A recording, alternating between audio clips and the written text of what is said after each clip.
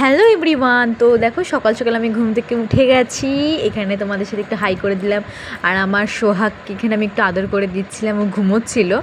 আর মা এখানে তরকারি বসিয়ে দিয়েছিলো, কারণ এটা আমাদের মুড়ি খাবার তরকারি হচ্ছিলো।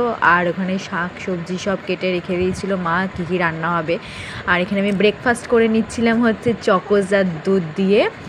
খেতে খুব ভালোই লাগে, আর কিছু করার নেই, খেতে হবে। আর এখানে দেখো এটা একটা ফল নিয়ে এসেছিলো, এই ফলটা পদ্ম ফুলের বীজের ভিতর থাকে। আমাকে মা, এটা আমি ফার্স্ট টাইম ট্রাই করলাম, খেতে খুবই ভালো লাগলো। আর এখানে রান্না করছিলাম হচ্ছে ডিম পোস্ত রান্না করতে করতে এত গরম লাগছিলো কি বলবো। আমি একটু গরমের জন্য লিচ ড্রিঙ্কই খেয়ে নিলাম, খুব গরম লাগছিলো। আর সবথেকে বড় কথা হচ্ছে এই গরমের মধ্যে তোমার নিজেকে রিফ্রেশমেন্ট রাখা খুবই জরুরি, কিন্তু বলে দিলাম আমি। আর আমি সব কিছু শেষে আমার খাওয়া দাওয়া হয়ে গিয়েছে, এখানে সব শেষে আমি আমার সোহাগকে ঘুম পাড়ানোর জন্য চেষ্টা করছিলাম।